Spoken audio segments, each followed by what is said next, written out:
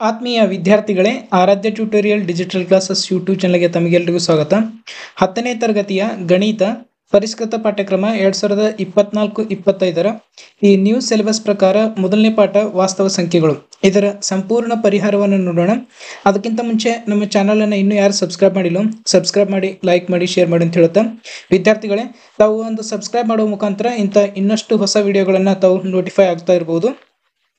ನಮ್ಮ ಚಾನಲನ್ನು ಸಬ್ಸ್ಕ್ರೈಬ್ ಮಾಡುವ ಮುಖಾಂತರ ಇನ್ನಷ್ಟು ಹೊಸ ವಿಡಿಯೋಸ್ಗಳನ್ನು ತಾವು ಪಡೆದುಕೊಳ್ಬೋದು. ಇದರ ಪರಿಹಾರವನ್ನು ನೋಡೋಣ. ಮೊದಲಿಗೆ ಈ ಪಾಠದಲ್ಲಿ ನಾವು ಏನೇನು ತಿಳಿದುಕೊಳ್ಬೇಕು ಅನ್ನೋದನ್ನು ಬಹಳಷ್ಟು ಇಂಪಾರ್ಟೆಂಟ್ ಇದೆ. ಇದರಲ್ಲಿ ಈ ಪಾಠದಲ್ಲಿ √3, √5, √7, √2 ಒಂದು ಅಭಾಗಲಬ್ಧ ಸಂಖ್ಯೆ ಎಂದು ಸಾಧಿಸಿ ಅನ್ನೋದು ಇದು ಒಂದು ವಾರ್ಷಿಕ ಪರೀಕ್ಷೆಯಲ್ಲಿ 3 ಅಂಕದ ಕಂಪಲ್ಸರಿ ಬರ್ತದೆ. ಭಾಳ ಇಂಪಾರ್ಟೆಂಟ್ ಇದು 3 ಅಂಕಕ್ಕೆ. ನಂತರ ಒಂದು ವೇಳೆ ಇದನ್ನು ಕೇಳೋದಿದ್ರೆ 2 + √3 ಒಂದು ಅಭಾಗಲಬ್ಧ ಸಂಖ್ಯೆ ಎಂದು ಸಾಧಿಸಿ, ಅಥವಾ 3 - √7 ಒಂದು ಅಭಾಗಲಬ್ಧ ಸಂಖ್ಯೆ ಎಂದು ಸಾಧಿಸಿ. ಈ ರೀತಿಯ ಪ್ರಶ್ನೆಗಳನ್ನು ಕೇಳಬಹುದು. ಈ ರೀತಿಯ ಪ್ರಶ್ನೆಗಳನ್ನು ಕೇಳಿದ್ರೆ ಇದು 2 ಅಂಕದಿರ್ತದೆ. ಇವು ಕಂಪಲ್ಸರಿ ತಾವು ಓದ್ಕೊಳ್ಳೇಬೇಕು. ಈ ವಾಸ್ತವ ಸಂಖ್ಯೆಯಲ್ಲಿ √3 ಒಂದು ಅಭಾಗಲಬ್ಧ ಸಂಖ್ಯೆ ಎಂದು ಸಾಧಿಸಿ ಎಲ್ಲವನ್ನು ಸ್ಟೆಪ್ಸ್ಗಳು ಅದೇ ರೀತಿ ಇರ್ತವೆ, ಆದ್ರೆ ಸಂಖ್ಯೆ ಮಾತ್ರ ಚೇಂಜಸ್ ಇರ್ತದೆ. √3, √5, √7, √2 ಈ ಪ್ರಶ್ನೆಗಳನ್ನು ಕೇಳಬಹುದು. ಅಥವಾ ಈ ಪ್ರಶ್ನೆಗಳನ್ನು ಕೇಳಬಹುದು, 2 + √3, 3 - √7 ಒಂದು ಅಭಾಗಲಬ್ಧ ಸಂಖ್ಯೆ ಎಂದು ಸಾಧಿಸಿ ಅನ್ನೋದನ್ನು ಕೇಳಬಹುದು. ನಂತರ ಲಸ ಅ ಮಸ ಅ ಈ ಪಾಠದಲ್ಲಿ ನಾವು ಕಲ್ತ್ಕೊಳ್ಬೇಕು. ಲಸ ಅ ಮತ್ತು ಮಸ ಅ ಯಾವ ರೀತಿ ಬಿಡಿಸ್ಬೇಕು ಅನ್ನೋದನ್ನು, ಮತ್ತು ಈ ಲಸ ಮಸಗಳ ತಾಳೆಯನ್ನು ಯಾವ ರೀತಿ ನೋಡ್ಬೇಕು ಅನ್ನೋದನ್ನು ಕಲ್ತ್ಕೊಳ್ಬೇಕು ಈ ಪಾಠದ ಮುಖಾಂತರ. ನಂತರ ಸಂಯುಕ್ತ ಸಂಖ್ಯೆಗಳಂದ್ರೆ ಏನಂತ ತಿಳ್ಕೊಳ್ಬೇಕು. ಈ ಲಸ ಮಸನು ಒಂದಂಕ ಪ್ರಶ್ನೆಯನ್ನು ಕೇಳಬಹುದು. ಈ ಸಂಯುಕ್ತ ಸಂಖ್ಯೆಗಳನ್ನು ಅವಿಭಾಜ್ಯ ಅಪವರ್ತನಗಳಾಗಿ ವ್ಯಕ್ತಪಡಿಸೋದು ಇದನ್ನು ಕೇಳಬಹುದು ಪರೀಕ್ಷೆಯಲ್ಲಿ. ಆದರೆ ನಾವು ಹೆಚ್ಚಿಗೆ ಫೋಕಸ್ ಮಾಡೋದು ಈ ಪಾಯಿಂಟ್ಸ್ನಲ್ಲಿ. ಅದ್ಯಾವುದು ಅಂತಂದ್ರೆ ಅಭಾಗಲಬ್ಧ ಸಂಖ್ಯೆ ಎಂದು ಸಾಧಿಸಿ ಅನ್ನೋದನ್ನ. ಇದು ಬಹಳಷ್ಟು ಇಂಪಾರ್ಟೆಂಟ್ ಈ ಪಾಠದಲ್ಲಿ, ಅಭಾಗಲಬ್ಧ ಸಂಖ್ಯೆ ಎಂದು ಸಾಧಿಸಿ ಅಂತೇಳಿ. ಕಂಪಲ್ಸರಿ ಎಕ್ಸಾಮ್ನಲ್ಲಿ ಇವೆರಡರಲ್ಲಿ ಯಾವ್ದಾದ್ರು ಒಂದು ಪ್ರಶ್ನೆಯನ್ನ ಕೇಳ್ತಾರೆ. ಅದ್ರ ಹಾಗಾಗಿ ಈ ಪಾಠ ಕಡೆ ಇದರಲ್ಲಿ ಹೆಚ್ಚಿನ ಗಮನವನ್ನ ಈ ಪಾಯಿಂಟ್ಸ್ಗಳ ಕಡೆ ಕೊಡಬೇಕು. ನಂತರ ಅಂಕಗಣಿತದ ಮೂಲ ಪ್ರಮೇಯ. ಪ್ರತಿಯೊಂದು ಸಂಯುಕ್ತ ಸಂಖ್ಯೆಯನ್ನ ಅವಿಭಾಜ್ಯಗಳ ಗುಣಲಬ್ಧವಾಗಿ ವ್ಯಕ್ತಪಡಿಸಬಹುದು ಮತ್ತು ಈ ಅಪವರ್ತಿಸುವಿಕೆಯ ಅವಿಭಾಜ್ಯ ಅಪವರ್ತನಗಳು ಘಟಿಸುವ ಕ್ರಮವನ್ನು ಹೊರತುಪಡಿಸಿ ಅನನ್ಯವಾಗಿರುತ್ತದೆ. ಇದನ್ನ ನಾನು ಒಂದು ಉದಾಹರಣೆ ತಗೊಂಡು ತಿಳಿಸೋ ಪ್ರಯತ್ನ ಮಾಡ್ತೀನಿ. 8 ಅನ್ನೋದೊಂದು ಸಂಖ್ಯೆ ಇದೆ. ಇದು 2 × 2 × 2 ಈ ರೀತಿ ಅವಿಭಾಜ್ಯ ಅಪವರ್ತನಗಳಾಗಿ ವ್ಯಕ್ತಪಡಿಸಬಹುದು. ನಂತರ ಇನ್ನೊಂದು 11 ಅನ್ನೋದಿದೆ. ಇದು 11ರ ಅವಿಭಾಜ್ಯ ಸಂಖ್ಯೆ 1 ಮತ್ತು 11 ಅಂತ ಹೇಳಾಗ್ತದೆ. ಅವಿಭಾಜ್ಯ ಅಪವರ್ತನಗಳು ಇದಕ್ಕೆ ಏನ್ ಕರಿತೀವಿ ಅಂತಂದ್ರೆ, ಇದಕ್ಕೆ ಅವಿಭಾಜ್ಯ ಸಂಖ್ಯೆ ಅಂತ ಹೇಳಿ ಕರಿತೇವೆ. ಇದಕ್ಕೆ ಸಂಯುಕ್ತ ಸಂಖ್ಯೆ ಅಂತ ಹೇಳಿ ಕರಿತೇವೆ. ಸಂಯುಕ್ತ ಸಂಖ್ಯೆ ಅಂತಂದ್ರೆ ಅಪವರ್ತನಗಳು 2ಕ್ಕಿಂತ ಜಾಸ್ತಿ ಆಗಿರ್ಬೇಕು ಅಂಥವುಗಳಿಗೆ ಸಂಯುಕ್ತ ಸಂಖ್ಯೆ ಅಂತ ಹೇಳಿ ಕರಿತೇವೆ. ಅಥವಾ ನೀವು ಸಂಯುಕ್ತಾಕ್ಷರಗಳು ಅಂತ ಹೇಳಿ ಕೇಳಿರ್ಬೋದು ಕನ್ನಡದಲ್ಲಿ ತಾವು ಕೇಳಿರ್ಬೋದು ಸಂಯುಕ್ತಾಕ್ಷರ.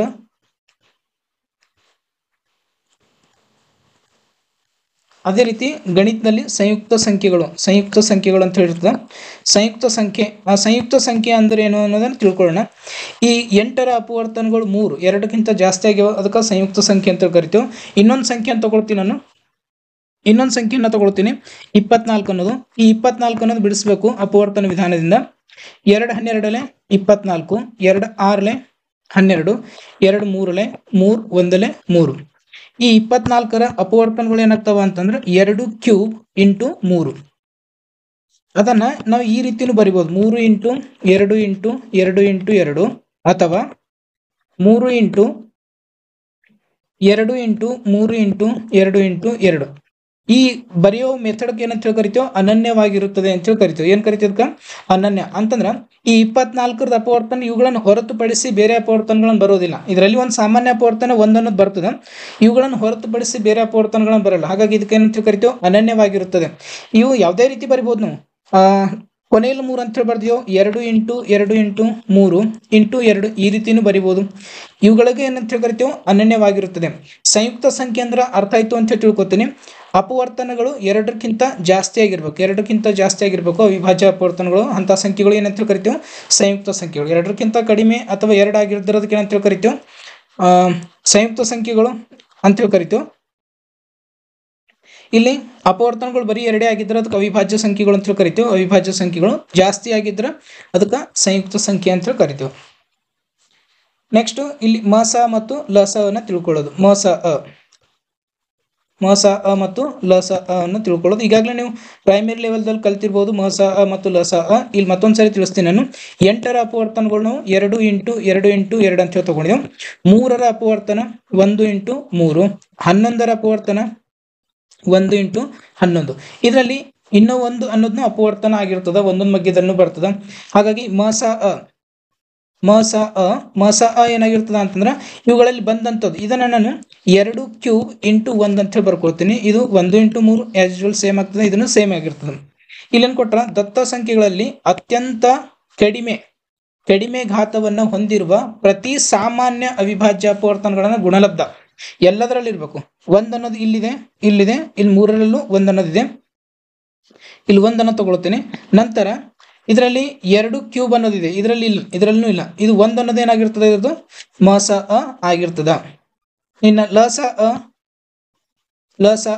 ಲಸದಲ್ಲಿ ಅತ್ಯಂತ ಹೆಚ್ಚು ಘಾತವನ್ನು ಹೊಂದಿರುವ ಪ್ರತಿ ಅವಿಭಾಜ್ಯ ಅಪವರ್ತನಗಳ ಗುಣಲಬ್ಧ, ಪ್ರತಿ ಅವಿಭಾಜ್ಯಗಳ ಅಪವರ್ತನಗಳ ಗುಣಲಬ್ಧ. ಆದರೆ ಇಲ್ಲಿ ಸಾಮಾನ್ಯವಾಗಿರ್ಬೇಕು, ಇಲ್ಲಿ ಎಲ್ಲವನ್ನ ಅಪವರ್ತನಗಳನ್ನು ಹೊಂದಿರಬೇಕು. ಇಲ್ಲಿ ನಾನು ತಗೊಳ್ತೀನಿ 1 ಅನ್ನೋದು ಎಲ್ಲದರಲ್ಲದ, 1 ತಗೊಂಡಿನಿ. ಮತ್ತು 2³ ಅಂತ ಹೇಳಿದೆ, ಇದರಲ್ಲಿ ಜಾಸ್ತಿ ಆಗಿದೆ, ಹೆಚ್ಚು ಘಾತ ಸಂಖ್ಯೆಯನ್ನು ಹೊಂದಿದ್ದು 2³ ಅದನ್ನು ತಗೊಂಡಿನಿ. 3 ಅನ್ನೋದು ಇದರಲ್ಲಿದೆ, 3 ತಗೊಂಡಿನಿ. ನಂತರ ಇಲ್ಲಿ 11 ಅನ್ನೋದಿದೆ, 11 ತಗೊಂಡಿನಿ. ಇವೆಲ್ಲವನ್ನ ಗುಣಿಸಿದಾಗ 8 × 3 = 24 ಆಯ್ತು. ಗುಣಿಲೆ 11 264 ಅನ್ನೋದ್ರದ್ದು ಇದ್ರ ಮಸ ಆಯ್ತು. ಇದು ತಿಳಿದಿಲ್ಲ ಅಂತಂದ್ರೆ ಇಲ್ಲಿ ಇನ್ನೊಂದು ತಗೊಳ್ತೀನಿ ನಾನು, a³ ಅನ್ನೋದು. ಇದನ್ನ ಯಾವ ರೀತಿ ಬಿಡಿಸ್ಬೇಕು, a × a ಅಂತ ಹೇಳಿ ಆಗ್ತು. ನಂತರ a⁴ ಅನ್ನು ತಗೊಳ್ತೀನಿ. ಇದು a × a. ಇದರ ಮಸ ಅ ಏನಾಗ್ತದ, ಮಸ ಅ ಇಲ್ಲಿ ಕ್ಯೂಬ್ ಅನ್ನೋದಿದೆ, ಇದರಲ್ಲಿಂದ ಕ್ಯೂಬ್ ಅನ್ನು ತಗೊಳ್ಬೇಕು. ಸಾಮಾನ್ಯ a³ ಅನ್ನೋದು ಮಸ ಆಯ್ತು. ಲಸ ಅ ಅನ್ನೋದು a⁴, ಯಾಕಂದ್ರೆ ಹೆಚ್ಚು ಘಾತವನ್ನ ಹೊಂದಿರೋದು. a³ × b × c² ಅಂತ ಹೇಳಿದೆ. ಇದನ್ನ ನಾವು a × a × b × c ಅಂತ ಹೇಳಿ ಬರ್ಕೊಳ್ಬಹುದು, ಅಥವಾ ಈ ರೀತಿ ಇದ್ರೂ ನಡೀತದೆ. ಇನ್ನೊಂದು a² × b² × c². ಮತ್ತೊಂದು ಅಪವರ್ತನ ತಗೋತೀನಿ, a⁴ × b⁴ × c⁴ ಅಂತ ಹೇಳಿ ತಗೊಂಡಿನಿ. ಈಗ ಮಸ ಏನಾಗಬೇಕು ಅಂತಂದ್ರೆ ಸಾಮಾನ್ಯ ಅಪವರ್ತನಗಳನ್ನು ಹೊಂದಿರಬೇಕು. ಇದರಲ್ಲಿ a² ಅನ್ನೋದಿದೆ, ಇದರಲ್ಲಿ a² ಇದೆ, ಇದರಲ್ಲೂ a². a⁴ ಅದ ಅಂತಂದ್ರೆ a² ಆದ ನಂತರ a⁴ ಅನ್ನೋದು ಬರ್ತದೆ. a² ಅನ್ನೋದನ್ನ ಇಲ್ಲಿ ತಗೊಳ್ತೀವಿ, a² ಅನ್ನೋದು. ನೆಕ್ಸ್ಟ್ b ಅನ್ನೋದು ಎಲ್ಲದರಲ್ಲಿದೆ, ಅತಿ ಕಡಿಮೆ ಇದ್ದಿದ್ದು b ಅನ್ನೋದು ಅತ್ಯಂತ ಕಡಿಮೆ ಘಾತ ಸಂಖ್ಯೆಯನ್ನು ಹೊಂದಿದ್ದು ಇಲ್ಲಿ. ಹಾಗಾಗಿ 1 ಮಾತ್ರ b ಅಂತ ತಗೋತೀನಿ. ನೆಕ್ಸ್ಟ್ c ಅನ್ನೋದು c⁴ ಅನ್ನೋದು ಅತಿ ಕಡಿಮೆ ಘಾತ ಸಂಖ್ಯೆಯನ್ನು ಹೊಂದಿದ್ದು. ಇದೇನಾಗ್ತದೆ, ಇದು ಮಸ ಅ ಆಗ್ತದೆ. ಆದ್ರೆ ಲಸ ಅ ಏನಾಗ್ತದ ಅಂತಂದ್ರೆ ಇಲ್ಲಿ ಗರಿಷ್ಠ ಘಾತ ಸಂಖ್ಯೆನ, ಇಲ್ಲಿ ಲಸ ಅನ್ನೋದು ಗರಿಷ್ಠ ಘಾತ ಸಂಖ್ಯೆ ಇದ್ದಿದ್ದು a⁴ ಇದೆ. ನಂತರ b ಗರಿಷ್ಠ ಘಾತ ಸಂಖ್ಯೆ ಹೊಂದಿದ್ದು ಇಲ್ಲಿದೆ, b³ × b³. c² ಇದೇನಾಗ್ತದ, ಲಸ ಅ ಆಗ್ತದ. ಈಗ ಲಸ ಅ ಮತ್ತು ಮಸ ಅನ ಗೊತ್ತಾಯ್ತು ಅಂತ ಹೇಳಿ ತಿಳ್ಕೊತೀನಿ. ನೆಕ್ಸ್ಟ್ ಮುಂದಿನ ಸ್ಲೈಡಿಗೆ ಹೋಗ್ತೀನಿ ನಾನು. ಯಾವುದೇ ಎರಡು ಧನ ಪೂರ್ಣಾಂಕಗಳು a ಮತ್ತು b ಗಳಿಗೆ ಮಸ ಅ ab ಮತ್ತು ಗುಣಿಲೆ ಲಸ ಅ ab = a × b. ಇಲ್ಲೊಂದು ಸೂತ್ರ ಇದೆ, ಈ ಸೂತ್ರವನ್ನು ನೆನ್ಪಿಡ್ಬೇಕು.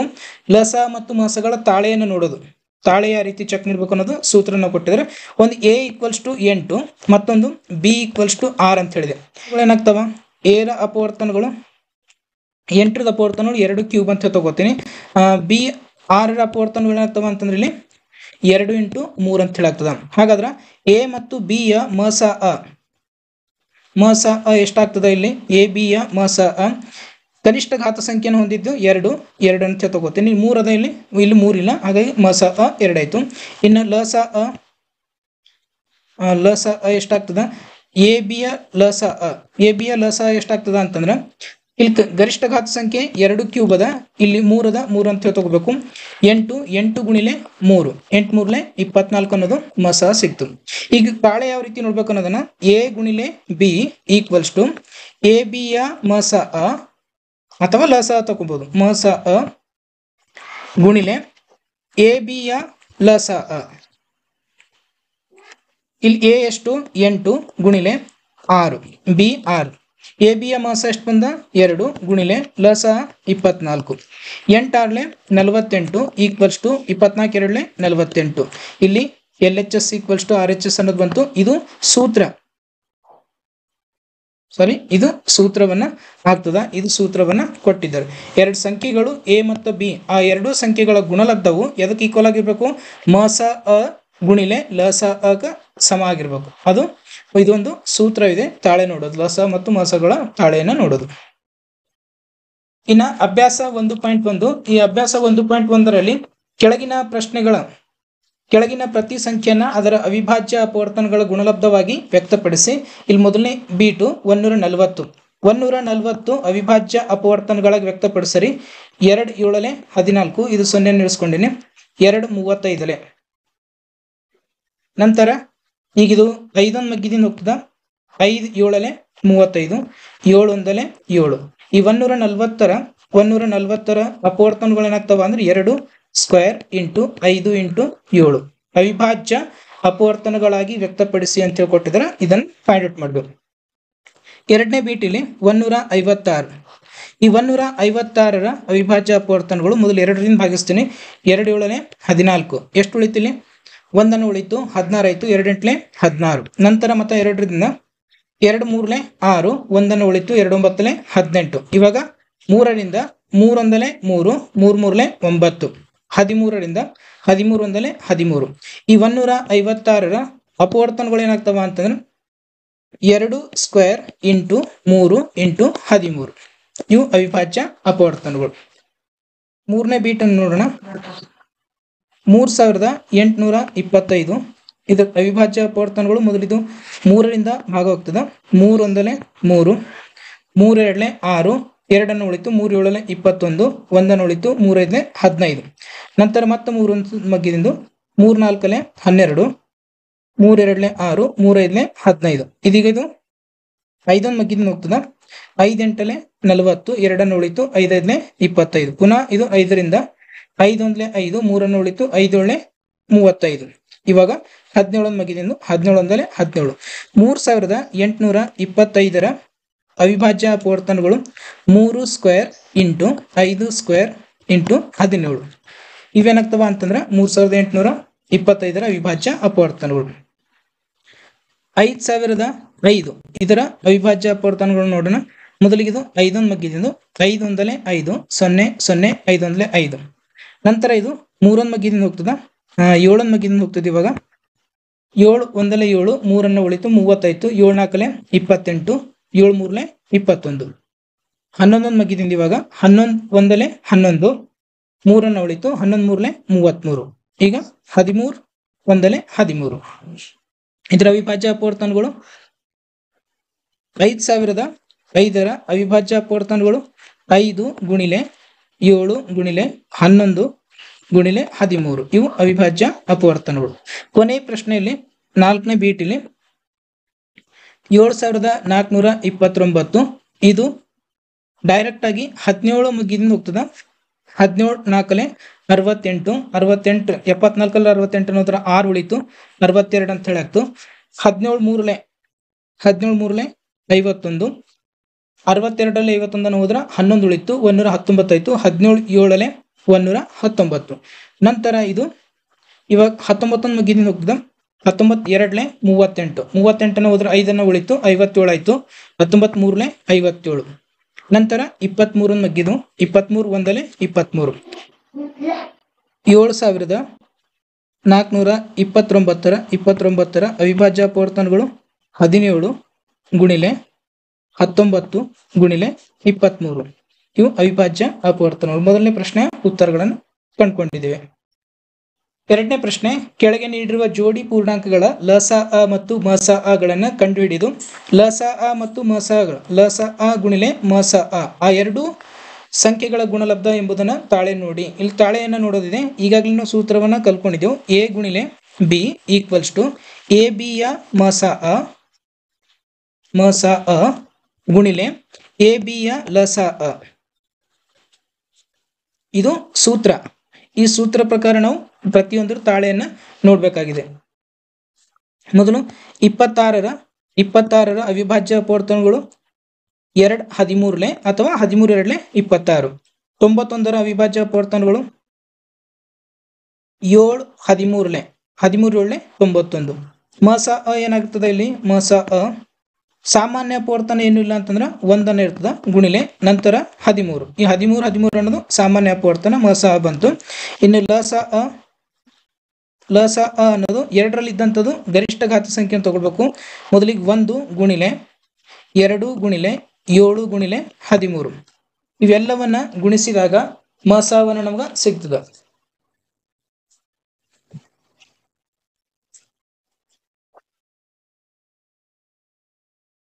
ಒನ್ನೂರ 82 ಅನ್ನೋದು ಲಸನ ಸಿಕ್ತು. ಈಗ ಸೂತ್ರದಲ್ಲಿ ನಾವು ಅಪ್ಲೈ ಮಾಡಬೇಕು.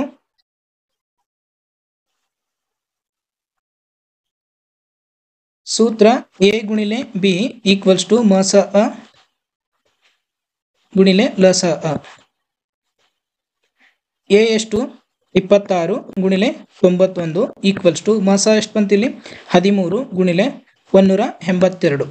ಇವೆರಡನ್ನ ಗುಣಿಸಿದಾಗ 2366 ಅನ್ನೋದು ಸಿಗ್ತದ. ಈ ಕಡೆನು 2366 ಅನ್ನೋದು ಸಿಗ್ತದ. ಇದು ಎರಡು ಕಡೆ LHS ಮತ್ತು RHS ಅನ್ನ ಈಕ್ವಲ್ ಆಯ್ತು. ನಮ್ದು ಇದು ಉತ್ತರ ಸರಿಯಾಗಿದೆ. ಎರಡನೇ ಬೀಟು 510 ಇದರ ಅವಿಭಾಜ್ಯ ಅಪವರ್ತನಗಳು 2 ಗುಣಿಲೆ 3 ಗುಣಿಲೆ 5 ಗುಣಿಲೆ 17 ಅನ್ನೋದು ಬರ್ತದೆ. ಈ ಅವಿಭಾಜ್ಯ ಅಪವರ್ತನಗಳನ್ನ ಹಿಂದಿನ ಸ್ಲೈಡ್ಸ್ನಲ್ಲಿ ಕಲ್ತಿದ್ದೇವೆ ಯಾವ ರೀತಿ ಮಾಡಬೇಕು ಅನ್ನೋದು. ನಾನು ನೇರವಾಗಿ ಮಾಡ್ತಾ ಇದ್ದೀನಿ. ನಂತರ 92ರ ಅಪವರ್ತನಗಳು ಅವಿಭಾಜ್ಯ ಅಪವರ್ತನಗಳು 2 ಗುಣಿಲೆ 2 ಗುಣಿಲೆ 23. 2 2 4 23 4 92 ಅಂತ ಹೇಳಿ ಆಗ್ತದ. ಇನ್ನು ಲಸ ಅ ಎಷ್ಟಾಗ್ತದ ಅಂತಂದ್ರೆ ಇಲ್ಲಿ ಗರಿಷ್ಠ ಘಾತ ಸಂಖ್ಯೆ 2 ಕ್ಯೂಬ್ ಅಂತ ಹೇಳಾಗ್ತದ. 2 ಸ್ಕ್ವೇರ್ ಆಗ್ತದ. 2 ಸ್ಕ್ವೇರ್ ಗುಣಿಲೆ ಇದು 3 ಇಲ್ಲಿದ್ದಂಥ 3 ಗುಣಿಲೆ 5 ಇದು 17 ಇದು 23. ಇವೆಲ್ಲವನ್ನ ಗುಣಿಸಿದಾಗ ಇದರ ಲಸ ಎಷ್ಟು ಸಿಗ್ತದ ಅಂತಂದ್ರೆ 23,460. ತಾವು ಗುಣಿಸಿ ನೋಡ್ಬೇಕು. ಇಷ್ಟು ಲಸವನ್ನ ಸಿಕ್ತು. ಇನ್ನು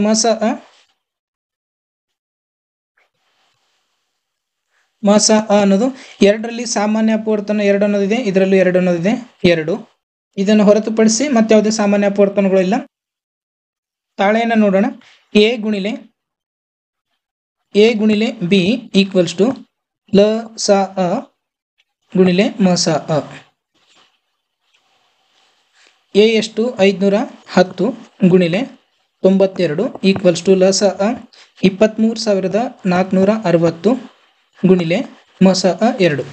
ಇವೆರಡನ್ನ ಗುಣಿಸಿದಾಗ 46,920 ಈಕ್ವಲ್ಸ್ ಟು 46,920 ಅನ್ನೋದು ಉತ್ತರವನ್ನು ಸಿಗ್ತದೆ.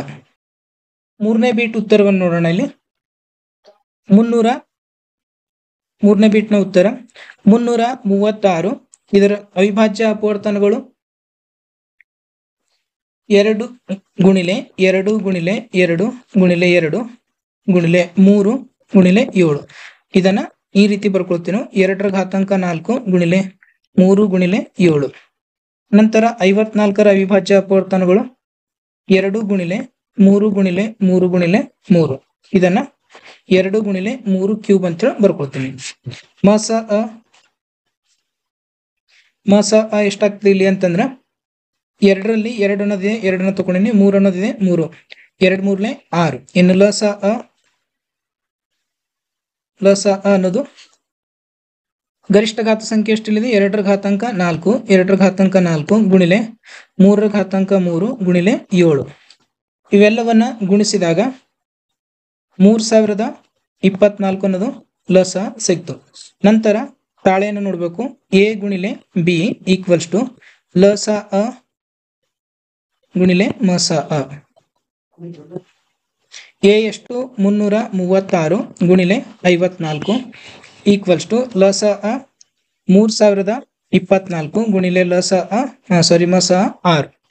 ಇವೆರಡಾಗ 18,144 ಈಕ್ವಲ್ಸ್ ಟು 18,144 ಅನ್ನೋದು ಉತ್ತರವನ್ನು ಸಿಕ್ತು. ಮೂರನೇ ಪ್ರಶ್ನೆ, ಕೆಳಗಿನ ಪೂರ್ಣಾಂಕಗಳ ಲಸ ಮತ್ತು ಮಸಗಳನ್ನ ಅವಿಭಾಜ್ಯ ಅಪವರ್ತನ ವಿಧಾನದಿಂದ ಕಂಡುಹಿಡಿಯಿರಿ ಅಂತ ಹೇಳ್ಕೊಟ್ಟಿದ್ರಿ. ಅವಿಭಾಜ್ಯ ಅಪವರ್ತನ ಅಂತಂದ್ರೆ ಮೊದಲು 12ರ ಅವಿಭಾಜ್ಯ ಅಪವರ್ತನಗಳನ್ನು ಬರ್ಕೊಳ್ಳೋಣ. 2 ಗುಣಿಲೆ 2 ಗುಣಿಲೆ 3, 2 4, 4 3 12 ಅಂತ ಹೇಳಾಗ್ತದ. 15 ಅವಿಭಾಜ್ಯ ಅಪವರ್ತನಗಳು, 3 5 15. ನಂತರ 21ರ ಅವಿಭಾಜ್ಯ ಅಪವರ್ತನಗಳು, 3 7 21. ಇನ್ನು ಲಸ ಅನ್ನೋದೇನಾಗ್ತದ ಅಂತಂದ್ರ 2 ಸ್ಕ್ವೇರ್ ಇಂಟು 3 ಇಂಟು 5 ಇಂಟು 7. ಇವುಗಳನ್ನ ಎಲ್ಲವನ್ನ ಗುಣಿಸಿದಾಗ 420 ಅನ್ನೋದು ಲಸ ಸಿಕ್ತು. ಮಸ ಅನ್ನೋದು 2 ಇದ್ದಂತ ಸಾಮಾನ್ಯ ಅಪವರ್ತನ. 2 ಅನ್ನೋದು ಎಲ್ಲದರಲ್ಲಿಲ್ಲ. 1 ಗುಣಿಲೆ 3 ಅನ್ನೋದಿದೆ 3. ಇದ್ರ ಮಸ 3 ಅನ್ನೋದು ಬಂತು. ಎರಡನೇ ಬೀಟು 17ರ ಅವಿಭಾಜ್ಯ ಅಪವರ್ತನಗಳು 1 ಗುಣಿಲೆ 17. 23ರ ಅವಿಭಾಜ್ಯ ಅಪವರ್ತನಗಳು 1 ಗುಣಿಲೆ 23. ಇವೆಲ್ಲ ಅವಿಭಾಜ್ಯ ಸಂಖ್ಯೆಗಳಾಗಿವೆ, ಹಾಗಾಗಿ ಎರಡೇ ಅಪವರ್ತನಗಳನ್ನು ಸಿಗ್ತವೆ. 29ರ ಅವಿಭಾಜ್ಯ ಅಪವರ್ತನ 1 ಗುಣಿಲೆ 29. ಮಸ ಎಷ್ಟಾಗ್ತದ? ಎಲ್ಲದರ ಸಾಮಾನ್ಯ ಅಪವರ್ತನ 1, ಹಾಗಾಗಿ ಮಸ 1. ಲಸ ಅನ್ನೋದು 1 ಗುಣಿಲೆ 17 ಗುಣಿಲೆ 23 ಗುಣಿಲೆ 29. ಇವೆಲ್ಲವನ್ನ ಗುಣಿಸಿದಾಗ 11,339 ಅನ್ನೋದು ಮಸ ಸಿಕ್ತು.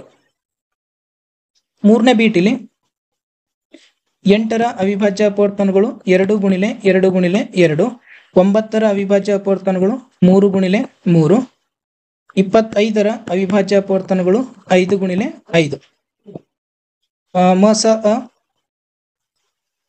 ಮಸ ಎಲ್ಲದರಲ್ಲಿ ಇದ್ದಂತ ಸಾಮಾನ್ಯ ಅಪವರ್ತನ ಇಲ್ಲಿ ಒಂದು ಕಾಣ್ತಾ ಇಲ್ಲ, 1 ಅನ್ನೋದು ಇರ್ತದ.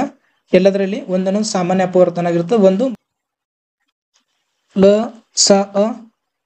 ಲಸ ಎಷ್ಟಾಗಿರ್ತದ ಅಂತಂದ್ರೆ 2 cube into 3 square into 5 square.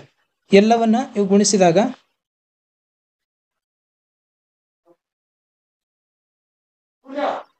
ಇವೆಲ್ಲವನ್ನ ಗುಣಿಸಿದಾಗ 8 ಗುಣಿಲೆ 9 ಗುಣಿಲೆ 25. ಎಲ್ಲವನ್ನು ಗುಣಿಸಿದಾಗ 1,800 ಅನ್ನೋದು ಇದ್ರ ಲಸವನ್ನ ಸಿಕ್ತು. ನಾಲ್ಕನೇ ಪ್ರಶ್ನೆ 306. ಇದು ಒಂದು ಎ ಅಂತ ತಿಳ್ಕೊಳ್ಳೋಣ. ಇನ್ನೊಂದು ಬಿ 657. ಇವುಗಳ ಮಸ 9 ಅಂತ ಹೇಳ್ಕೊಟ್ಟಿದ್ದಾನೆ. ಮಸ 9, ಆದ್ರೆ ಲಸ ಎಷ್ಟು ಅಂತ ಕೇಳಿದ್ರೆ ಸೂತ್ರ ಎ ಗುಣಿಲೆ ಬಿ ಈಕ್ವಲ್ಸ್ ಟು ಮಸ ಗುಣಿಲೆ ಲಸ. 306 ಗುಣಿಲೆ 657 ಈಕ್ವಲ್ಸ್ ಟು 9 ಗುಣಿಲೆ ಲಸ. ಈ 9 ಈ ಕಡೆ ಬಂದು ಭಾಗಿಸ್ತದ. 306 ಗುಣಿಲೆ 657 ಭಾಗಿಲೆ 9 ಈಕ್ವಲ್ಸ್ ಟು ಲಸ. ಇವಾಗ ಲಸ ಅನ್ನೋದು ಎಷ್ಟು ಸಿಗ್ತದ? ಲಸ ಅನ್ನೋದು ಇವೆಲ್ಲವನ್ನ ಗುಣಿಸಿ 9ರಿಂದ ಭಾಗಿಸಿದಾಗ 22,338 ಅನ್ನೋದು ಲಸ ಸಿಕ್ತು. ಐದನೇ ಪ್ರಶ್ನೆ, ಎನ್ ದ ಯಾವುದೇ ಬೆಲೆಗೆ 6ರ ಘಾತಾಂಕ ಎನ್ ಇದು 0ಯಿಂದ ಕೊನೆಗೊಳ್ಳಬಹುದೇ ಪರೀಕ್ಷಿಸಿ. ಇಲ್ಲಿ ಇದರ ಪರಿಹಾರವನ್ನು ನೋಡೋಣ. ಎನ್ ಒಂದು ಸ್ವಾಭಾವಿಕ ಸಂಖ್ಯೆ ಅಂತಂದ್ರೆ 1 2 3 4 ಡ್ಯಾಶ್ ಡ್ಯಾಶ್ ಡ್ಯಾಶ್ ಯಾವುದೇ ಒಂದು ಸಂಖ್ಯೆಯನ್ನ ಆಗಿರ್ಬೋದು. 6ರ ಘಾತಾಂಕ 1 ತಗೊಂಡಾಗ ಇದರ ಅವಿಭಾಜ್ಯ ಅಪವರ್ತನಗಳು 2 ಗುಣಿಲೆ 3 ಅಂತೇಳಿ ಮಾಡ್ಬೋದು. ಹೋಲ್ ಘಾತಾಂಕ 1.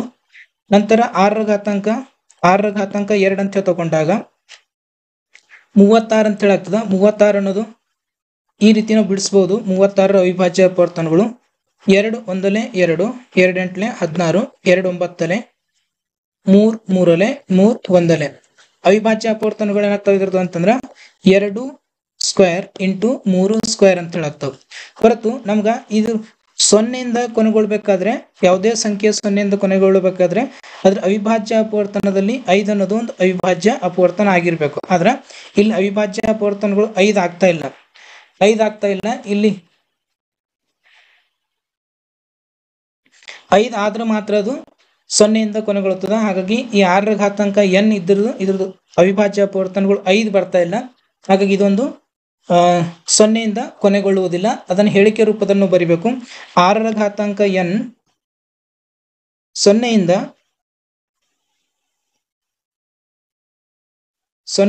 ಇದು ಕೊನೆಗೊಳ್ಬೇಕಾದ್ರೆ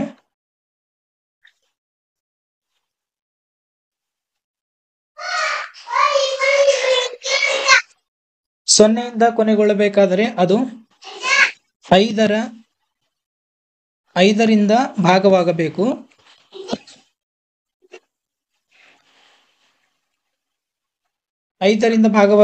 ಅಥವಾ 5 ಅದರ ಅವಿಭಾಜ್ಯ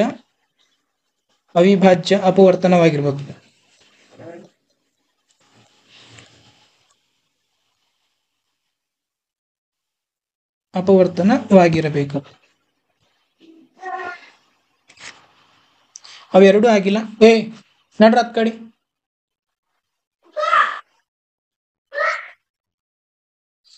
ಆದರೆ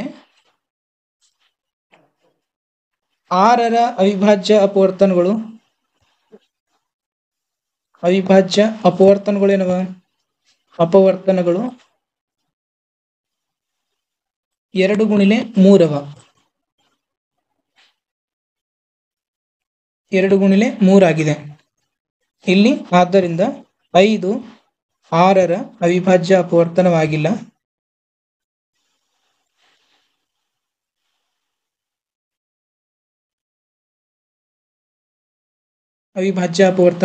ಆದ್ದರಿಂದ 6ರ ಘಾತಾಂಕ n ಇದು 0ಯಿಂದ ಕೊನೆಗೊಳ್ಳುವುದಿಲ್ಲ.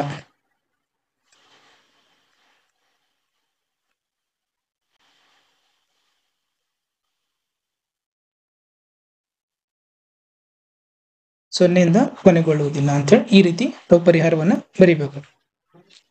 6ನೇ ಪ್ರಶ್ನೆ 7x11x13 + 13 ಮತ್ತು 7x5x4x3x2x1 + 5 ಇವು ಸಂಯುಕ್ತ ಸಂಖ್ಯೆಗಳಾಗಿವೆ, ಏಕೆ ವಿವರಿಸಿ ಅಂತ ಕೊಟ್ಟಿದ್ದಾರೆ. ಮೊದಲನೇದಲ್ಲಿ 7x11x13 + 13. ಇಲ್ಲಿ 13 ಅನ್ನೋದು ನಾವು ಕಾಮನ್ ತೆಗಿತೇವೆ. 7x11 × 1 + 1 ಅನ್ನೋದು ಸಿಕ್ತು. 13 11 7 77 + 1 13 × 78. 78 ಅನ್ನೋದು ಇಲ್ಲಿ ಒಂದು ಸಂಯುಕ್ತ ಸಂಖ್ಯೆ ಅದ. ಆದ್ರೆ ನಮ್ಗೆ ಏನ್ ಮಾಡ್ಬೇಕು? ಅವಿಭಾಜ್ಯ ಅಪವರ್ತನಗಳಾಗಿ ವ್ಯಕ್ತಪಡಿಸಬೇಕು. ಇದನ್ನ 13 × 78 ಅನ್ನೋದು ಈ ರೀತಿ ಬರ್ಕೊಳ್ತೇನೆ ನಾನು. 13 × 2 × 3 ಇವನ್ನೆಲ್ಲ ಗುಣಿಸಿದಾಗ 13 2 26 26 3 78 ಅಂತ ಹೇಳಿ ಆಗ್ತದ. ಹಾಗಾಗಿ ಇವೆಲ್ಲ ಏನವ? ಅವಿಭಾಜ್ಯ ಅಪವರ್ತನ. ಇಷ್ಟೆಲ್ಲ ಏನವ? ಅವಿಭಾಜ್ಯ ಸಂಖ್ಯೆಗಳಾಗಿವೆ, ಅವಿಭಾಜ್ಯ ಅಪವರ್ತನಗಳಾಗಿವೆ. ಅವಿಭಾಜ್ಯ ಅಪವರ್ತನಗಳನ್ನು ಎರಡಕ್ಕಿಂತ ಹೆಚ್ಚು ಅವಿಭಾಜ್ಯ ಅಪವರ್ತನಗಳನ್ನು ಹೊಂದಿದ್ರೆ ಅದಕ್ಕೆ ಸಂಯುಕ್ತ ಸಂಖ್ಯೆ ಅಂತ ಕರಿತೀವಿ.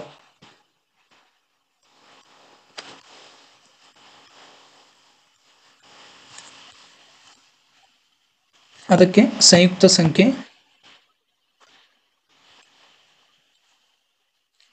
ಸಂಖ್ಯೆ ಎಂದು ಕರೆಯುತ್ತೇವೆ.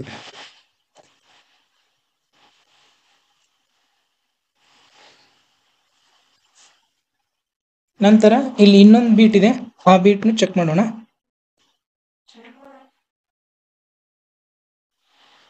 ಇಲ್ಲಿ 2ನೇ ಬೀಟ್, ಇದನ್ನು ಚೆಕ್ ಮಾಡೋಣ. 7 × 6 × 5 × 4 × 3 × 2 × 1 + 5. ಇಲ್ಲಿ 5 ಅನ್ನೋದು ಕಾಮನ್ ತೆಗೆದಾಗ 7 × 6 × 4 ×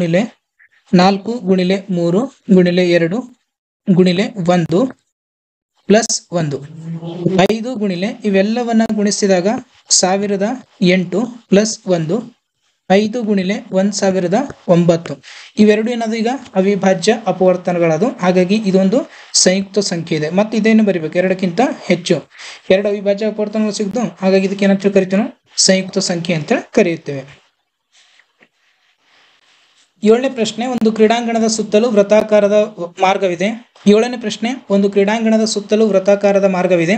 ಸೋನಿಯಾಳು ಈ ಕ್ರೀಡಾಂಗಣದ ಒಂದು ಸುತ್ತನ್ನ ಪೂರ್ಣಗೊಳಿಸಲು 18 ನಿಮಿಷಗಳನ್ನು ತೆಗೆದುಕೊಂಡರೆ ರವಿಯು ಅದೇ ಸುತ್ತನ್ನು ಪೂರ್ಣಗೊಳಿಸಲು 12 ನಿಮಿಷಗಳನ್ನು ತೆಗೆದುಕೊಳ್ಳುತ್ತಾನೆ.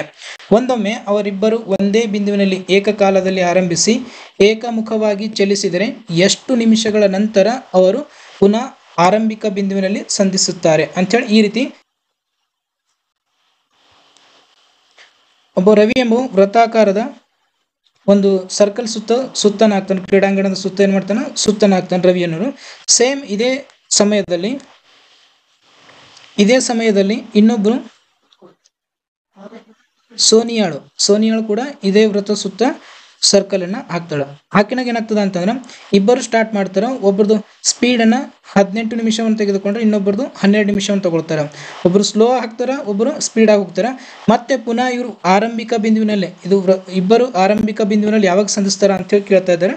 ಇದ್ರ ನಾವು ಏನ್ ಮಾಡ್ಬೇಕು ಅಂತಂದ್ರೆ ಲಸವನ್ನ ತೆಗಿಬೇಕು, ಉತ್ತರವನ್ನು ಸಿಗ್ತದೆ. ಇಲ್ಲಿ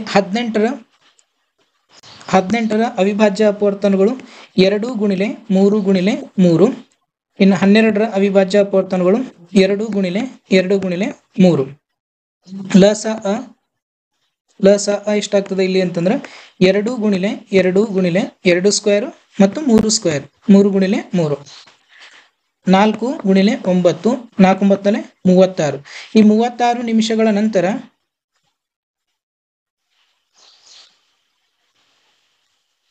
ನಂತರ ರವಿ ಮತ್ತು ಸೋನಿಯಾ ಆರಂಭಿಕ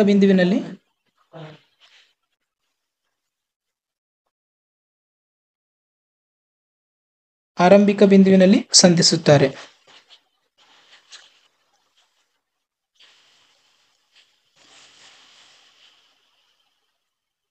ಇದು ಅಭ್ಯಾಸ 1.1ರ ಪರಿಹಾರಗಳನ್ನು ನೋಡಿದೆವು. ಇನ್ನು ಅಭ್ಯಾಸ 1.2ರ ಪರಿಹಾರವನ್ನು ನೋಡೋಣ. ಇಲ್ಲಿ ಒಂದು ಅವಿಭಾಜ್ಯ ಸಂಖ್ಯೆ ಪಿ ಯು ಎ ಸ್ಕ್ವೇರ್ ಅನ್ನ ಭಾಗಿಸಿದರೆ ಆಗ ಪಿ ಯು ಎ ಅನ್ನ ಭಾಗಿಸುತ್ತದೆ. ಇಲ್ಲಿ ಎ ಯು ಒಂದು ಧನ ಪೂರ್ಣಾಂಕವಾಗಿದೆ. ಇದೊಂದು ಪ್ರಮೇಯ. ಈ ಪ್ರಮೇಯವನ್ನು ತಿಳ್ಕೊಳ್ಬೇಕು. ಪಿ ಯು ಎ ಸ್ಕ್ವೇರ್ ಅನ್ನ ಭಾಗಿಸಿದರೆ ಅಂತಂದ್ರೆ ಒಂದ್ ಸಂಖ್ಯೆ ಇದೆ 2 ಅನ್ನೋದು, ಈ ಸಂಖ್ಯೆ ಎ ಅನ್ನೋದು ಒಂದ್ ಸಂಖ್ಯೆ ಅದ 4, ಇದು ಪಿ ಅನ್ನೋದು ಒಂದ್ ಸಂಖ್ಯೆ 2. ಏನ್ ಮಾಡತ್ತ ಈ ಎ ಸ್ಕ್ವೇರ್ ಅಂತಂದ್ರೆ ಎಷ್ಟಾಗ್ತದೆ ಇಲ್ಲಿ ಅಂತಂದ್ರೆ 16 ಅಂತ ಹೇಳಿ ಆಗ್ತದ. ಎ ಸ್ಕ್ವೇರ್ ಅಂತಂದ್ರೆ 16. ಇದು 16ರನ್ನ 2 ಭಾಗಿಸ್ಲತ್ತದ, 2 8 16. ಅದೇ ರೀತಿ ಏನ್ ಮಾಡ್ತದ ಅಂತಂದ್ರ ಈ ಎ ಅನ್ನ ಕೂಡ ಎ ಎಷ್ಟು 4 ಕೂಡ 2 ಭಾಗಿಸ್ತದ, 2 2 4. ಅರ್ಥ ಆಗ್ಲಿಲ್ಲ ಅಂದ್ರೆ ಮತ್ತೊಂದ್ಸರಿ ತಿಳ್ಕೊಳ್ಳೋಣ. ಪಿ ಅಂತಂತಂದ್ರ ಒಂದ್ ಸಂಖ್ಯೆ 6 ಅಂತ ತಿಳ್ಕೊಳ್ಳೋಣ, ಮತ್ತೊಂದು ಎ ಅಂತಂತಂದ್ರ 36 ಅಂತ ತಿಳ್ಕೊಳ್ಳೋಣ. ಈಗ ಈ ಎ ಅನ್ನ ಪಿ ಭಾಗಿಸ್ತದ 36 ಭಾಗಿಲೆ 6, 6 6 36. ಅದೇ ರೀತಿ ಏನ್ ಮಾಡ್ತದ ಅಂತಂದ್ರ ಈ ಎ ಸ್ಕ್ವೇರ್ ಅಂತಂದ್ರ 36 ಸ್ಕ್ವೇರ್, ಎ ಸ್ಕ್ವೇರ್ ಅಂತಂದ್ರೆ 36 ಸ್ಕ್ವೇರ್. ಈ 36 ಸ್ಕ್ವೇರ್ ಎಷ್ಟಾಗ್ತದ ಅಂತಂದ್ರೆ 1296. ಈ 1296 ಕೂಡ ಪಿ ಅನ್ನ ಭಾಗಿಸ್ತದ. 6 2 12, 6 1 6, 6 6 36. ಎರಡೂ ಸಂಖ್ಯೆಗಳಿಗಿದು ಭಾಗಿಸ್ತದ. ಒಂದು ಅವಿಭಾಜ್ಯ ಸಂಖ್ಯೆ ಪಿ ಯು ಎ ಸ್ಕ್ವೇರ್ ಅನ್ನ ಭಾಗಿಸಿದರೆ ಆಗ ಪಿ ಯು ಎ ಅನ್ನ ಭಾಗಿಸುತ್ತದೆ. ಇಲ್ಲಿ ಎ ಯು ಒಂದು ಧನ ಪೂರ್ಣಾಂಕವಾಗಿದೆ. ಎ ಅನ್ನೋದೇನು ಧನ ಪೂರ್ಣಾಂಕವಾಗಿದೆ. ಇಷ್ಟು ಅರ್ಥ ಮಾಡ್ಕೊಳ್ಬೇಕು. ಇದು ಅಭ್ಯಾಸದಲ್ಲಿ ತಮಗೆ ಸಹಾಯ ಆಗ್ತದ. √3 ಒಂದು ಅಭಾಗಲಬ್ಧ ಸಂಖ್ಯೆ ಎಂದು ಸಾಧಿಸಿ ಅನ್ನೋದಲ್ಲಿ ಇದನ್ನ ತಮಗೆ ಸಹಾಯಕ್ಕೆ ಬರ್ತದ. ಇದೀಗ ಅಭ್ಯಾಸ 1.2ರ ಪರಿಹಾರವನ್ನು ನೋಡ್ರ. √5 ಒಂದು ಅಭಾಗಲಬ್ಧ ಸಂಖ್ಯೆ ಎಂದು ಸಾಧಿಸಿ. ಈ √5 ಒಂದು ಅಭಾಗಲಬ್ಧ ಸಂಖ್ಯೆ ಅನ್ನೋದು ಬಹಳ ಇಂಪಾರ್ಟೆಂಟ್ ಅದ. ಇದು ಕಂಪಲ್ಸರಿ ತಾವು ಪ್ರಾಕ್ಟೀಸ್ ಮಾಡಲೇಬೇಕು. ಈ ವಿಡಿಯೋ ನೋಡಿದ ತಕ್ಷಣ ಇವತ್ತೇ ಪ್ರಾಕ್ಟೀಸ್ ಅನ್ನ ಮಾಡಬೇಕು. ಯಾಕಂದ್ರೆ ಇದು ವಾರ್ಷಿಕ ಪರೀಕ್ಷೆಯಲ್ಲಿ ಬರುವ ಚಾನ್ಸಸ್ ಬಹಳಷ್ಟಿದೆ. 3 ಅಂಕಕ್ಕೆ ಬರಬಹುದು. ಇಷ್ಟ ಸಂಖ್ಯೆಗಳನ್ನ ಏನಾಗಿರ್ತಾವ, √5 ಇರ್ಬೋದು, √3, √7, √2 ಅಂತೇಳಿ ಈ ಸಂಖ್ಯೆಗಳನ್ನ ಮಾತ್ರ ಇರ್ತಾವ. ಸಂಖ್ಯೆಗಳನ್ನ ಮಾತ್ರ ಚೇಂಜಸ್ ಇರ್ತಾವ, ಹೊರತುಪಡಿಸಿ ಎಲ್ಲ ಸ್ಟೆಪ್ಸ್ಗಳನ್ನ ಸೇಮ್ ಇರ್ತಾವ. ಅಭ್ಯಾಸವನ್ನ ಈ ಪ್ರಾಕ್ಟೀಸ್ ಮಾಡಲೇಬೇಕು ತಾವು. ಆ ರೀತಿ ಇಂಪಾರ್ಟೆಂಟ್ ಅನ್ನೋದೇ. ಇದು ಯಾವ ರೀತಿ ಮಾಡ್ಬೇಕು ಅನ್ನೋದನ್ನ ನೋಡೋಣ. ಮೊದಲಿಗೆ √5 ಅನ್ನೋದು ಒಂದು ಭಾಗಲಬ್ಧ ಸಂಖ್ಯೆ ಅಂತ ಹೇಳಿ ತಿಳ್ಕೊಳ್ಳೋಣ. ಭಾಗಲಬ್ಧ ಸಂಖ್ಯೆ ಎಂದು ಊಹಿಸೋಣ.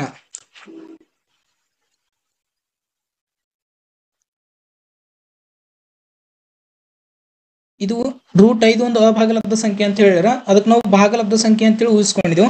ಭಾಗಲಬ್ಧ ಸಂಖ್ಯೆಯನ್ನ ಇರ್ಬೇಕಾದ್ರ ಈ √5 ಅನ್ನೋದು ಯಾವ ರೀತಿ ಇರಬೇಕು, ಪಿ ಭಾಗಿಲೆ ಕ್ಯೂ ರೂಪದಲ್ಲಿ ಇರಬೇಕು.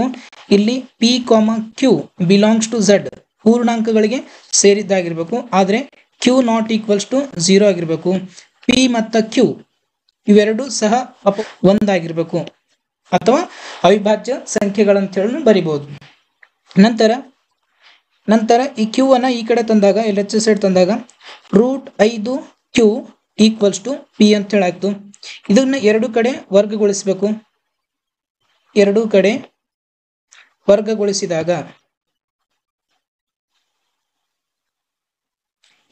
ವರ್ಗಗೊಳಿಸಿದಾಗ √5 Q whole square equals to P square ಅಂತ ಹೇಳಾಗ್ತದೆ. ಈಗ 5 ಸ್ಕ್ವೇರ್ ಏನಾಗ್ತದೆ, √5 ಸ್ಕ್ವೇರ್ 5 ಅಂತ ಹೇಳಿ ಬಂತು. ಯಾಕಂದ್ರೆ √2 ಮತ್ತು ಸ್ಕ್ವೇರ್ ಅನ್ನು ಕ್ಯಾನ್ಸಲ್ ಆಗಿ ಮತ್ತೆ ಇದು ಕ್ಯೂ ಸ್ಕ್ವೇರ್ ಅನ್ನೋದು ಆಸ್ ಇಟ್ ಈಸ್ ಇರ್ತದೆ equals to P square. Q square equals to P square divide by 5. ಈ 5ಅನ್ನ ಗುಣಿಲೆ ಇದೆ RHS ಸೈಡ್ ಅನ್ನು ಕಳಿಸಿದಾಗ ಅದು ಭಾಗಿಸ್ತದ, ಪಿ ಸ್ಕ್ವೇರ್ ಅನ್ನ ಭಾಗಿಸ್ತದೆ. ಅದನ್ನೇ ಬರಿತೀನಿ ನಾನು. ಪಿ ಸ್ಕ್ವೇರ್ ಅನ್ನು ಏನ್ ಮಾಡತ್ತದ ಇಲ್ಲಿ 5 ಭಾಗಿಸುತ್ತದೆ.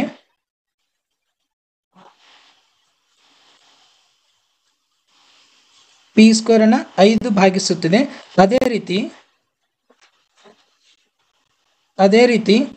ಪಿ ಅನ್ನ ಕೂಡ 5 ಭಾಗಿಸುತ್ತದೆ.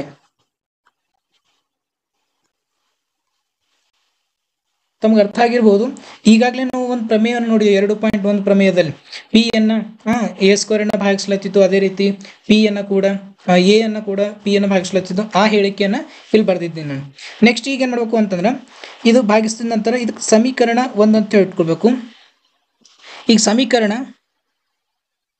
ಒಂದರಲ್ಲಿ ಏನ್ ಮಾಡ್ಬೇಕು ಅಂತಂದ್ರೆ ಪಿ ಈಕ್ವಲ್ಸ್ ಟು 5k ಆಗಿರಲಿ.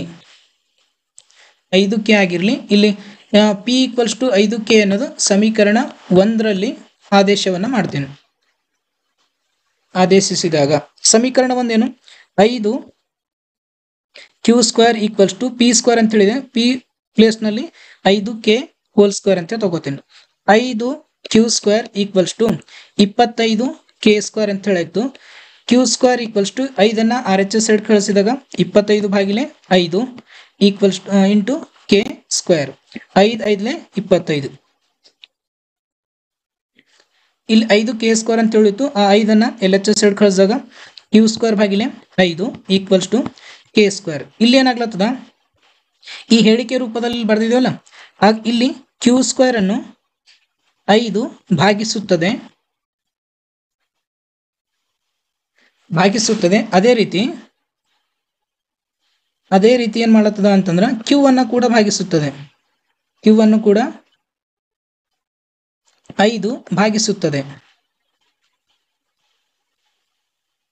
ಭಾಗಿಸುತ್ತದೆ. ಆದ್ದರಿಂದ ಈ 5 ಅನ್ನೋದೇನಾಯ್ತು, ಸಾಮಾನ್ಯ ಅಪವರ್ತನ.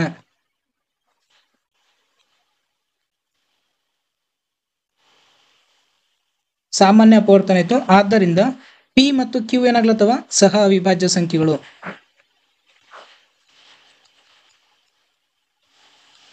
ಸಹ ಅವಿಭಾಜ್ಯ ಸಂಖ್ಯೆಗಳದು ಅಂತಂದ್ರ ನಮ್ಮ ಊಹೆ ಏನಾಯ್ತು, ನಮ್ಮ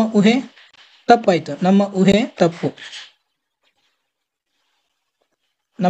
ತಪ್ಪು. ಆದ್ದರಿಂದ ಕೊನೆಯಲ್ಲಿ √5 ಒಂದು ಅಭಾಗಲಬ್ಧ ಸಂಖ್ಯೆ.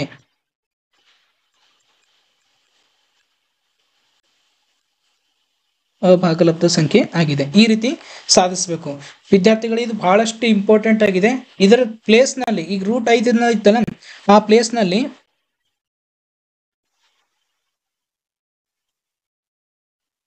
ಈ √5 ಪ್ಲೇಸ್ ನಲ್ಲಿ √5 ಅಂತ ಹೇಳಿತ್ತಲ್ಲ, √3 √2 ಅಂತ ಹೇಳಿ ತಾವು ಬರ್ಕೊಳ್ಳೋ ಮುಖಾಂತರ ಎಲ್ಲ ಸ್ಟೆಪ್ಸ್ ಅನ್ನ ಸೇಮ್ ಇರ್ತಾವ. 5 ಅನ್ನ ಅಂತೀರ 3, ಇಲ್ಲಿ 5 ಅನ್ನ ಇತ್ತು 3, ಇಲ್ಲಿ 3, ಅದೇ ರೀತಿ ಇನ್ನು 3. ಈ ರೀತಿ ಬರ್ಕೊಂಡಾಗ ಇನ್ನೊಂದು ಲೆಕ್ಕವನ್ನ ಆಗ್ತದೆ. ಅದು ಯಾವುದು, √3 ಒಂದು ಅಭಾಗಲಬ್ಧ ಸಂಖ್ಯೆ ಎಂದು ಸಾಧಿಸಿ. ಇಲ್ಲೇನ್ ಬರ್ತದ, 9 ಭಾಗಿಲೆ 3 ಅಂತ ಹೇಳಿ ಬರ್ತದ. ಇಲ್ಲಿ ಎಲ್ಲ ತಲ್ಲಿ 5 ಅನ್ನೋದಿಂತಲ್ಲಿ 3 ಅಂತ ಹೇಳಿ ಬರ್ತದ.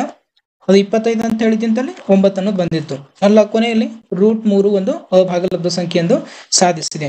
ಈ ರೀತಿ ತಾವು 4 ಲೆಕ್ಕಗಳನ್ನ ಪ್ರಾಕ್ಟೀಸ್ ಮಾಡೋ ಮುಖಾಂತರ ವಾರ್ಷಿಕ ಪರೀಕ್ಷೆಯಲ್ಲಿ ಈ 3 ಅಂಕಗಳನ್ನ ಕಟ್ಟಿಟ್ಟ ಬುದ್ಧಿಯಿರಬೇಕು, ತಗೊಳ್ಳೇಬೇಕು. ಕಂಪಲ್ಸರಿ 3 ಅಂಕವನ್ನ ತಾವು ತಗೊಳ್ಳೇಬೇಕು. ಮುಂದಿನ ಪ್ರಶ್ನೆ ನೋಡೋಣ. ಇದು ಒಂದು ಸ್ವಲ್ಪ ಸುಲಭ ರೂಪದಲ್ಲಿದೆ.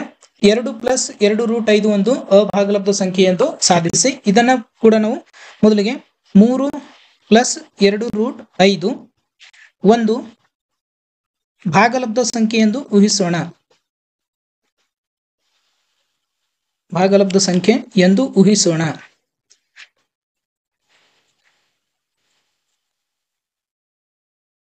ಇದು ಭಾಗಲಬ್ಧ ಸಂಖ್ಯೆನ ಇದ್ರೆ 3 + 2√5 ಎದಕ್ಕೆ ಈಕ್ವಲ್ ಆಗಿರ್ಬೇಕು?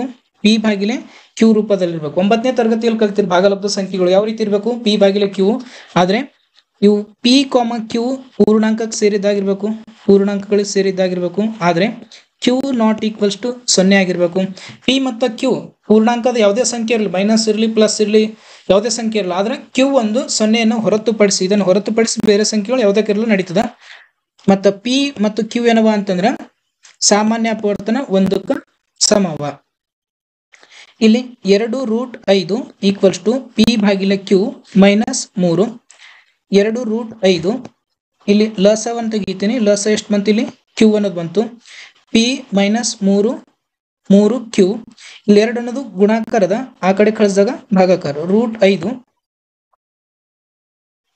√5 equals to 2 minus P minus 3 Q ಭಾಗಿಲೆ 2 ಕ್ಯೂ ಅಂತ ಹೇಳಕ್. ಇಲ್ಲಿ ಪಿ ಮೈನಸ್ 3 ಕ್ಯೂ ಭಾಗಿಲೆ 2 ಕ್ಯೂ ಇದು ಒಂದು ಭಾಗಲಬ್ಧ ಸಂಖ್ಯೆ. ಆದರೆ √5 ಇದು ಒಂದು ಅಭಾಗಲಬ್ಧ ಸಂಖ್ಯೆ.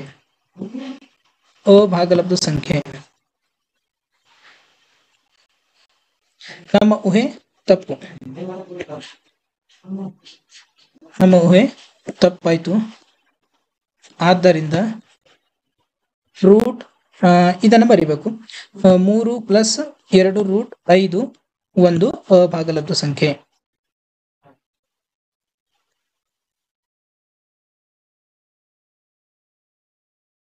ಎಂದು ಸಾಧಿಸಿದೆ. ಮಾಡಿದ್ರ ಇದು 2 ಅಂಕ ಪ್ರಶ್ನೆಯನ್ನ ಕೇಳಬಹುದು ವಾರ್ಷಿಕ ಪರೀಕ್ಷೆಯಲ್ಲಿ. ಇದನ್ನು ಬಹಳ ಇಂಪಾರ್ಟೆಂಟ್ ಇದೆ. 2 ಪ್ರಾಕ್ಟೀಸ್ ಮಾಡ್ಬೇಕು. 2ರಲ್ಲಿ ಒಂದು ಕಂಪಲ್ಸರಿ ಕೇಳ್ತಾರೆ. 3ನೇ ಪ್ರಶ್ನೆ, ಕೆಳಗಿನ ಸಂಖ್ಯೆಗಳ ಅಭಾಗಲಬ್ಧಗಳೆಂದು ಸಾಧಿಸಿ. ಅದೇ ರೀತಿ ಇದೆ.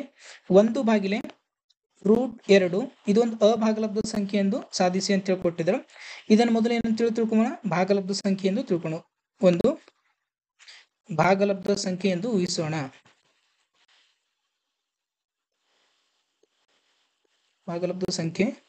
ಎಂದು ಊಹಿಸೋಣ.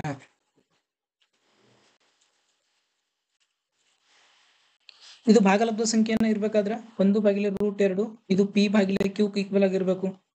ಇಲ್ಲಿ P Q belongs to Z ಪೂರ್ಣಾಂಕಕ್ಕೆ ಸೇರಿದಾಗಿರ್ಬೇಕು. Q not equals to 0. P and Q equals to 1 ಒಂದು ಸಾಮಾನ್ಯ ಅಪವರ್ತನ 1ಕ್ಕೆ ಸಮ ಆಗಿರ್ತದೆ. ನಂತರ ಇದಕ್ಕೆ ಏನ್ ಮಾಡಬೇಕು ಅಂದ್ರೆ ಈ ಕಡೆ ಛೇದನವನ್ನ ಅಕರ್ಣಿಕಾರಕ ಮಾಡೋದು. ಅಂದ್ರೆ ಛೇದನದಲ್ಲಿ ಇದ್ದಂತ ಸಂಖ್ಯೆಯನ್ನ ಅಂಶ ಮತ್ತು ಛೇದನಕ ಗುಣಿಸ್ತೀವಿ. ಪಿ ಭಾಗಿಲೆ ಕ್ಯೂ ಇಲ್ಲಿ ಗುಣಾಕಾರ ಮಾಡಿದಾಗ √2 ಸ್ಕ್ವೇರ್ ಈಕ್ವಲ್ಸ್ ಟು ಪಿ ಭಾಗಿಲೆ ಕ್ಯೂ ಅಂತ ಹೇಳಾಯ್ತು. √2 ಮತ್ತು ಸ್ಕ್ವೇರ್ ಅನ್ನು ಕ್ಯಾನ್ಸಲ್ ಆಯ್ತು. √2 ಭಾಗಿಲೆ 2 ಈಕ್ವಲ್ಸ್ ಟು ಪಿ ಭಾಗಿಲೆ ಕ್ಯೂ ಅಂತ ಹೇಳಿ ಬಂತು. 2ನ್ನ RHS ಸೈಡ್ ಕಳಿಸಿದಾಗ √2 ಈಕ್ವಲ್ಸ್ ಟು 2 ಪಿ ಭಾಗಿಲೆ ಕ್ಯೂ. ಇಲ್ಲಿ 2 ಪಿ ಭಾಗಿಲೆ ಕ್ಯೂ ಒಂದು ಏನಾಗಿದೆ? ಭಾಗಲಬ್ಧ ಸಂಖ್ಯೆ.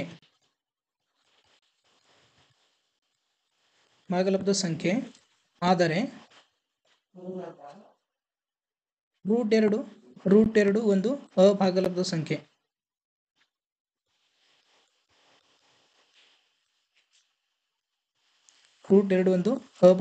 ಸಂಖ್ಯೆ. ನಮ್ಮ ಊಹೆ ತಪ್ಪು. 1 ಭಾಗಿಲೆ √2 ಆದ್ದರಿಂದ ಅಭಾಗಲಬ್ಧ ಸಂಖ್ಯೆ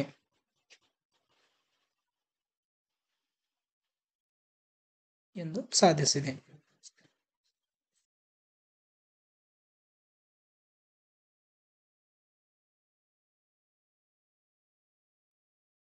ಎರಡನೇ ಬೀಟನ್ನು ನೋಡೋಣ. 7√5 ಒಂದು ಅಭಾಗಲಬ್ಧ ಸಂಖ್ಯೆ ಎಂದು ಸಾಧಿಸಿ. ಇದಕ್ಕೆ ಮೊದಲು ನಾವು ಒಂದು ಭಾಗಲಬ್ಧ ಸಂಖ್ಯೆ ಎಂದು ತಿಳಿದುಕೊಳ್ಳೋಣ. ಒಂದು ಭಾಗಲಬ್ಧ ಸಂಖ್ಯೆ ಎಂದು ಊಹಿಸೋಣ.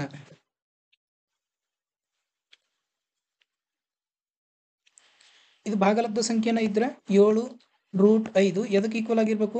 ಪಿ ಭಾಗಿಲೆ ಕ್ಯೂಗೆ ಈಕ್ವಲ್ ಆಗಿರ್ಬೇಕು. P Q belongs to Z ಆದ್ರೆ Q not equals to 0. P and Q ಎನ್ನುವ ಒಂದು ಸಾಮಾನ್ಯ ಅಪವರ್ತನ ಒಂದಕ್ಕೆ ಸಮ ಆಗಿವೆ. ರೂಟ್ 5 ಈಕ್ವಲ್ಸ್ ಟು 7 ಈ ಕಡೆ ಕಳಿಸಿದಾಗ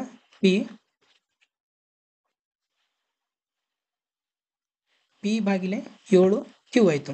ಇಲ್ಲಿ ಪಿ ಭಾಗಿಲೆ 7 ಕ್ಯೂ ಇದು ಒಂದು ಭಾಗಲಬ್ಧ ಸಂಖ್ಯೆ ಆದರೆ ರೂಟ್ 5 ಒಂದು ಅಭಾಗಲಬ್ಧ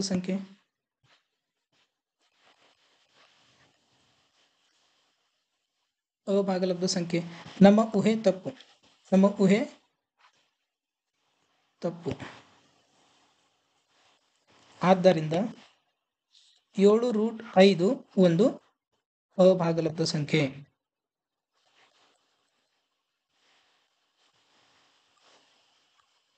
ಎಂದು ಸಾಧಿಸಿದೆ.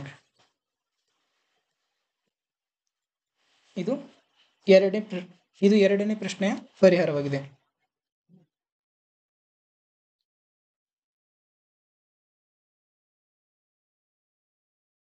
ಮೂರನೇ ಪ್ರಶ್ನೆ, 6 ಪ್ಲಸ್ ರೂಟ್ 2 ಒಂದು ಭಾಗಲಬ್ಧ ಸಂಖ್ಯೆ ಎಂದು ಊಹಿಸೋಣ.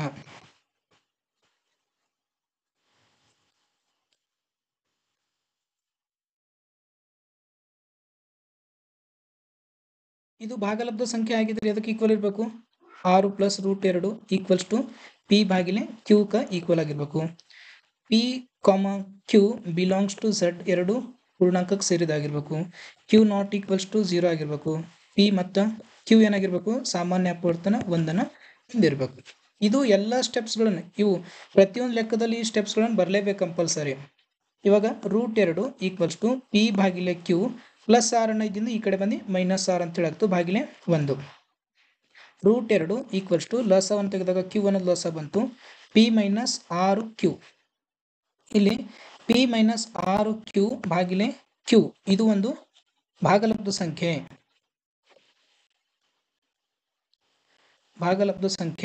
ಆದರೆ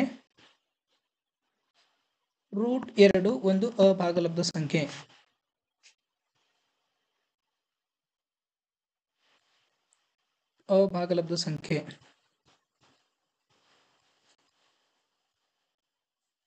ನಮ್ಮ ಊಹೆ ತಪ್ಪು.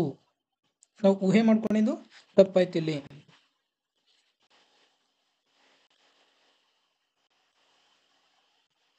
ನಮ್ಮ ಊಹೆ ತಪ್ಪು. ಆದ್ದರಿಂದ 6 ಪ್ಲಸ್ ರೂಟ್ 2 ಒಂದು ಅಭಾಗಲಬ್ಧ ಸಂಖ್ಯೆ.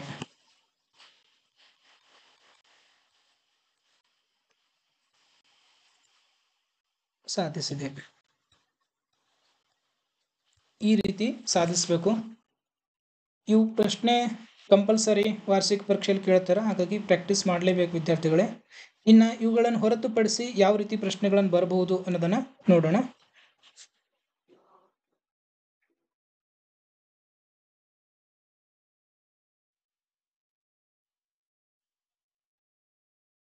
ಇನ್ನು ಇವುಗಳನ್ನು ಹೊರತುಪಡಿಸಿ ಯಾವ ರೀತಿ ಪ್ರಶ್ನೆಗಳನ್ನು ಕೇಳಬಹುದು. ಒಂದೊಂದ್ಸರಿ ಈ ರೀತಿ ಇರ್ತದೆ, 7 ಮೈನಸ್ ರೂಟ್ 2 ಒಂದು ಅಭಾಗಲಬ್ಧ ಸಂಖ್ಯೆ ಎಂದು ಸಾಧಿಸಿ. ಅವಾಗ ಏನ್ ಮಾಡ್ಬೇಕು, 7 ಮೈನಸ್ ರೂಟ್ 2 ಇದು ಪಿ ಭಾಗಿಲೆ ಕ್ಯೂ ಈಕ್ವಲ್ ಇರಬೇಕು. ನಂತರ ಇಲ್ಲಿ ಮೈನಸ್ 2 ಇದೆಯಲ್ಲ, ಮೈನಸ್ ರೂಟ್ 2 ಇದನ್ನ ಆ ಕಡೆ ಕಳಿಸಿದಾಗ 7 ಈಕ್ವಲ್ಸ್ ಟು ಪಿ ಭಾಗಿಲೆ ಕ್ಯೂ ಪ್ಲಸ್ ರೂಟ್ 2 ಅಂತ ಹೇಳಾಗ್ತು.